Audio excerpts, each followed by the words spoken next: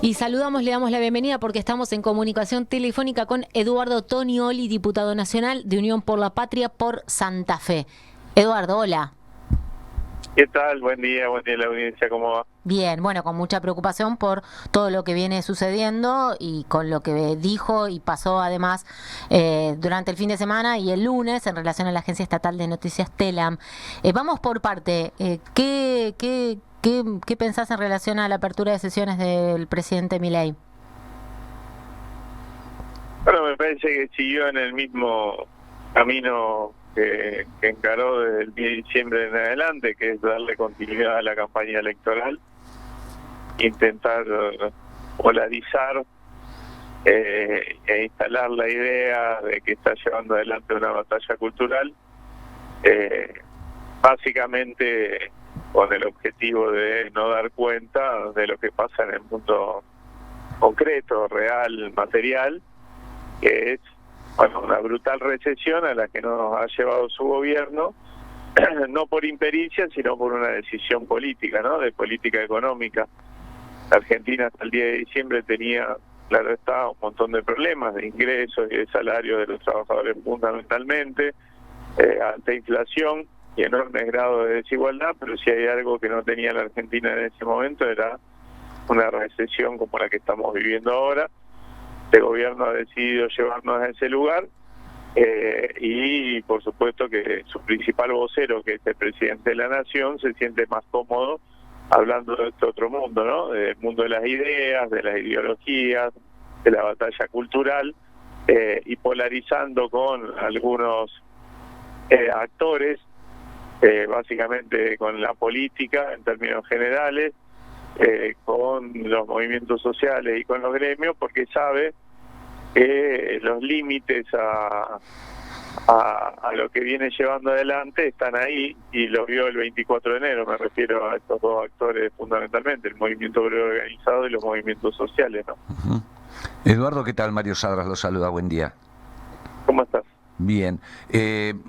Quiero escucharlo a usted. A mí, como oyente, comunicador, no creí entender en ningún momento que hiciera referencia a la situación de emergencia social que estamos viviendo, y mucho menos a la producción y a las pymes y a todo el aparato productivo que debe ponerse en marcha, también para recaudar, aunque sea de la perspectiva de ellos. ¿Ustedes cómo lo leyeron primero? Y segundo, para no interrumpirlo luego, ¿son receptores de la preocupación de algún sector de la producción, de la industria, como espacio político opositor que también tiene su respaldo? ¿O hay la preocupación, ¿no? ¿O me parece que hay un letargo en todo esto? Mirá, está claro que ni en el discurso ni en la política de este gobierno aparece nada que tenga que ver con el mercado interno, ¿no? Que es, en última instancia, lo que permite la supervivencia de la inmensa mayoría de los argentinos. La inmensa mayoría de los argentinos ni cobran dólares, ni está atado a lo que pase, ¿no es cierto?, en Chicago, ni a nada de todo eso.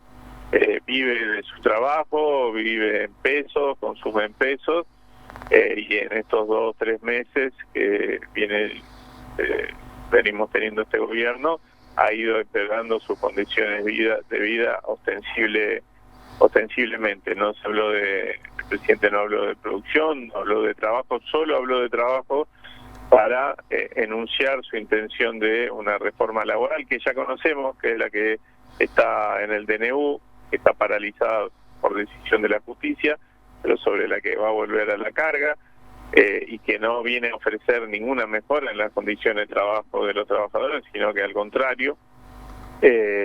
No habló de las economías regionales, no habló con nada que tenga que ver con todas estas preocupaciones, y me parece que lo que hace es incurrir nuevamente en el error que incurrió con la ley ómnibus. La ley ómnibus no cayó por impericia del bloque de la Libertad Avanza, por impericia de los negociadores del Ejecutivo. Que hubo impericia está claro, que son unos inútiles muchos de ellos, también está claro, que no han sabido poder desarrollar mecanismos de negociación exitosos, también está claro. Ahora, también mucho que ver en la caída de la ley ómnibus, la imposibilidad de construir una mayoría alrededor de dos disposiciones, el DNU y la ley ómnibus, que agreden al 90% de los argentinos, ¿no? Entonces, ¿por qué digo que incurre nuevamente en el error? Porque vuelve a la carga, no cambió nada.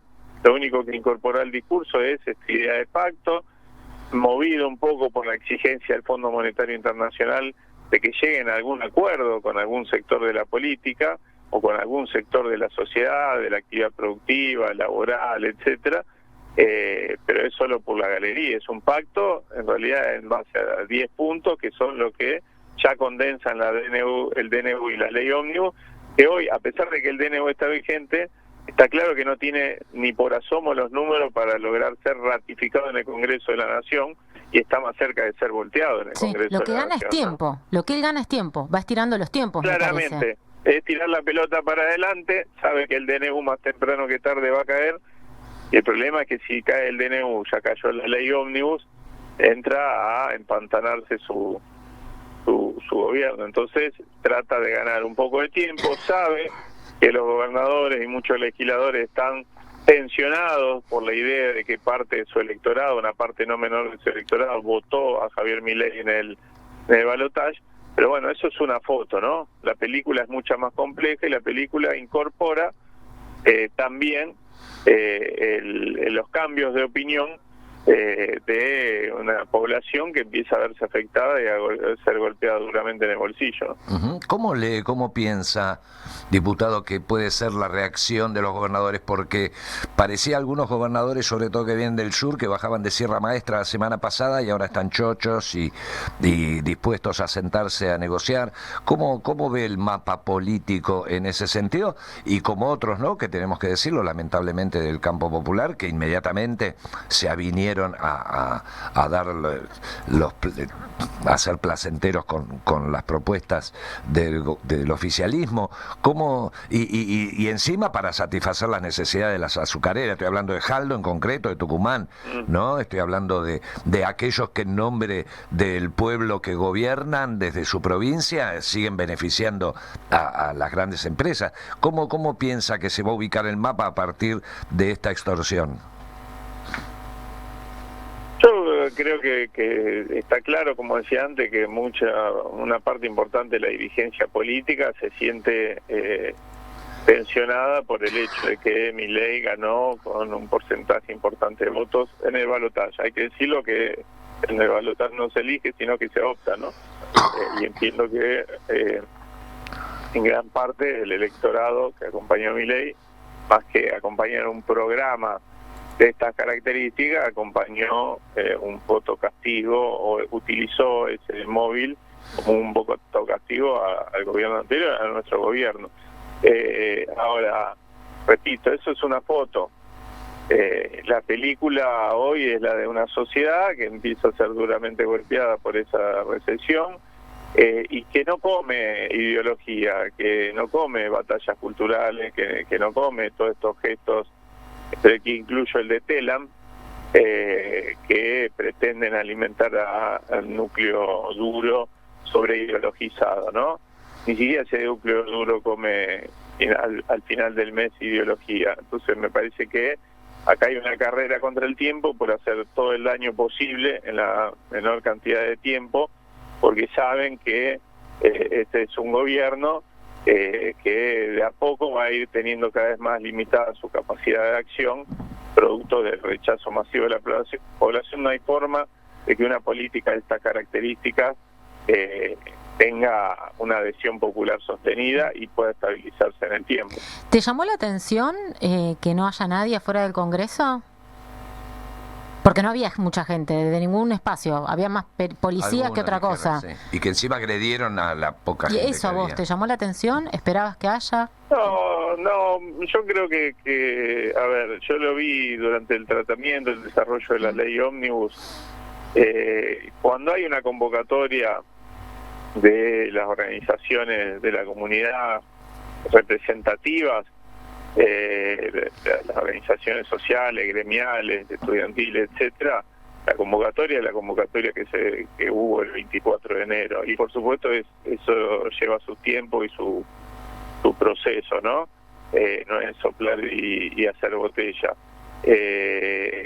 Y digo, general, del lado de ellos tampoco, porque en líneas generales hablamos de que ellos se sienten envalentonados. Yo creo que no hay que medirlo la adhesión a este gobierno, no creo que haya que medirle. Fíjate que el día que asumió había muy poca gente en la plaza, ¿no? Sí, también. No, que es una lógica distinta, no creo que haya, como tampoco creo que haya medirlo por la cantidad de tweets de adhesión que haya, o adhesiones en las redes sociales, que también tienen su lógica y tampoco es un termómetro, ¿no? No tengo duda que este gobierno, el día que empieza a perder popularidad o apoyo masivo, y que yo creo que en parte lo está perdiendo, va a seguir teniendo ¿Entendés mi pregunta? va a seguir teniendo un montón de adhesiones en las redes sociales. Son microclimas que a veces se viven, pero no lo mediría por lo poco que fueron a apoyarlo. Sí, quiero decir que hay un caldo de cultivo que se está gestando, complejo, en muchísimos lugares de nuestra sociedad. Puedo dar fe de que está pasando en muchos barrios humildes, y que no necesariamente se expresa movilizándose, o no necesariamente se expresa en la calle tal cual lo conocemos nosotros tradicionalmente. Y lamentablemente lo digo esto porque es riesgoso, porque muchas veces puede expresarse de otras maneras, ¿no? Ya hemos tenido experiencias similares, saqueo, etcétera, cuando la gente no tiene acceso a la comida. Entonces creo que lo mejor es procesar toda esta cosa por medios orgánicos, por las organizaciones reconocidas de la comunidad, y que se vayan dando su tiempo para expresar el rechazo, ¿no? ¿Cómo se organiza el movimiento, los referentes opositores? Porque mucho se habla, y aquí entrevistamos dirigentes sociales, políticos, que hablan de no regalarse, del riesgo que implica, pero como usted también está diciendo ahora mismo, eso se va a expresar de otra manera, y sin conducción. ¿No es más gravoso, no es más riesgoso, no es más peligroso que justamente estas necesidades estallen sin conducción y sin un rumbo previsto y organizado? Y que, ¿sabe a qué voy concretamente, diputado? A que me parece que la gente está más enojada que nuestros dirigentes. Yo creo que, a ver, no, hay de todo. Yo lo que no creo, o sea, creo que no hay conducción política de este proceso en la oposición, en el peronismo, en el movimiento nacional, o por lo menos no la hay unificada, ¿no? Sí creo que hay organizaciones libres del pueblo con sus conducciones. Uno le puede gustar más o menos tal o cual conducción, pero que creo que han dado sobradas muestras del 24 de enero de la contundencia del reclamo, y creo que es mucho más tiempo de que se expresen esos reclamos sociales, gremiales, etcétera, que la política empiece a... Sí creo que hay que pensarlo, ¿no? Empezar a pensar en términos de conducción, de reorganización, etcétera, pero no creo que eso tenga que estar en primera línea. Digo esto por los reclamos de algunos dirigentes sociales que a veces uno escucha diciendo, bueno, ¿por qué no está tal o cual dirigente político? ¿Por qué no está Camasa? ¿Por qué no está Cristina? Y yo creo que venimos de perder hace muy poquito, y que cualquier sobreactuación de la política, o de la política poniéndose al frente pretendidamente a reclamos sociales que ni expresa ni conduce, lo único que hace es desacreditar esos reclamos, ¿no? Me parece que hoy excede al peronismo, excede al movimiento nacional el daño que está haciendo esta gestión en nuestro entramado social, y tiene que ser los representantes, las representaciones sociales organizadas de ese entramado social la que tienen que ponerse al frente, y la política acompañar, por supuesto, estar ahí al lado y hacer lo que le corresponde. Hoy un diputado que dice estar en contra de este gobierno, que rechaza, por ejemplo, el cierre de Telam, no tiene, además de, por supuesto, acompañar el reclamo, por ejemplo, de los trabajadores de Telam, estar ahí, Lo otro que tiene que hacer es tratar de voltear el DNU, hacer todo su esfuerzo, el esfuerzo posible y trabajar y poner toda su inteligencia y sus armas a voltear el DNU, que es el que deroga la ley que regula la sociedad del Estado y que este gobierno pretende pararse sobre eso para cerrar telas, ¿no? Uh-huh. A modo de ejemplo, cuando habló de educación, mandó fruta, como dicen los pibes, con respecto a que el 30% de los chicos de tercer grado no saben leer, que el 70%, es decir, las barbaridades y los números inventados. Y aprovechando su procedencia, diputado, también habló de Santa Fe y de la disminución, ¿no es cierto?, de la actividad delincuencial, del narcotráfico. ¿Cómo es la situación y en qué medida las referencias que hizo son reales? Hace una referencia, inflando los números por supuesto, a la intervención de las fuerzas federales en 5 barrios exclusivamente de la ciudad de Rosario, una ciudad que tiene como 100 barrios, de la disminución de un tipo de delito y además de parte de ese tipo de delito, porque hablan de los homicidios en la vía pública, exclusivamente en 5 barrios de la ciudad de Rosario, que es donde se ha utilizado las fuerzas federales para saturar esos barrios. No se incluye homicidio, por ejemplo, al interior de domicilio, que no siempre son por cuestiones familiares o de violencia familiar, o femicidios, ¿no es cierto?, una pareja mata a su mujer, etcétera, sino que en muchos casos, y en la ciudad de Rosario sobre todo, esos homicidios dentro de domicilio son producto de estos ajustes de cuenta entre bandas ligadas a delitos complejos, entre ellos el narcotráfico, ¿no? Entonces, extracta un pedacito de la realidad de un mes para decir que hay una baja sustancial, etcétera, etcétera. Eso es todo mentira, o por lo menos ese sumo traspolando números que no tienen nada que ver con la realidad de la ciudad toda, ¿no?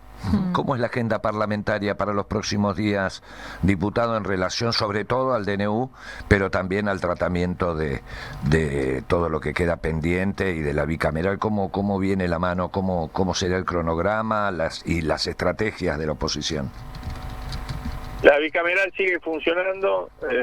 Nosotros, por supuesto, nuestra prioridad no está ahí, más allá que participamos y discutimos todo lo que hay que discutir a través de nuestros representantes en esa comisión, pero nosotros creemos que los tiempos están agotados, los tiempos nos habilitan a poder ir al recinto y estamos trabajando para lograr el número, la mayoría necesaria para rechazar el DNU en el recinto, ¿no? Tanto en senadores, que es donde primero arrancó y donde ya está pedida la sesión, como en diputados, donde quizás estemos un poquito más lejos, pero uno entiende que los tiempos se van a ir acelerando. Y después, la agenda que nosotros sostenemos es una agenda que incluye los problemas de los sectores de trabajo, de la producción, la asistencia alimentaria y la emergencia alimentaria que están viviendo nuestros barrios, y los problemas a los que se está llevando las gestiones también provinciales y municipales. Esa es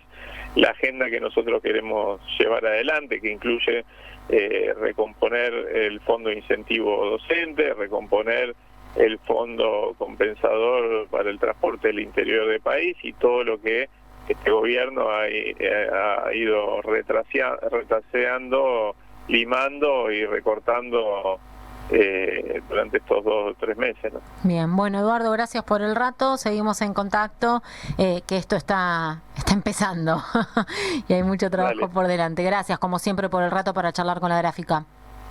Gracias a ustedes, un abrazo grande. Abrazo. Eduardo Tonioli, diputado nacional de Unión por la Patria por Santa Fe.